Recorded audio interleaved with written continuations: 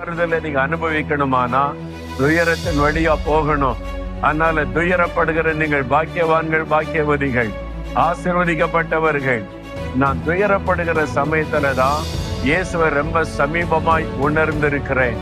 அவர் என்னோடு பேசுவதை கேட்டிருக்கிறேன். அவருடைய பிரசன்னத்தை அதிகமாய் உணர்ந்திருக்கிறேன். அவரையே நான் தரிசித்திருக்கிறேன். துயரப்பட்ட சமயத்துலதான் தன்னை முழுமையாக எனக்கு வெளிப்படுத்த ஆறுதல் படுத்தி இருக்கிறார். ஆகவே துயரங்களுக்காக ஆண்டவரை துதிக்கிறேன். நீங்களும் துதிங்க. துயரத்தில் ஆண்டவர் உங்களை ஆறுதல் படுத்துவார். இப்ப ஆறுதல் படுத்திக்கிட்டு இருக்காருல்ல. இப்போ ஆண்டவரே, துயரத்தில் இந்த மகன், இந்த மகள் ஆசீர்வதிக்கப்பட்டவர்கள்.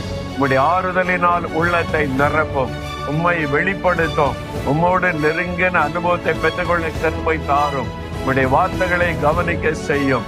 நீர் அவர்களுக்கு காரியங்களை விளங்க பண்ணும். இயேசுவின் நாமத்தில் ஜெபிக்கிறேன். ஆமென்.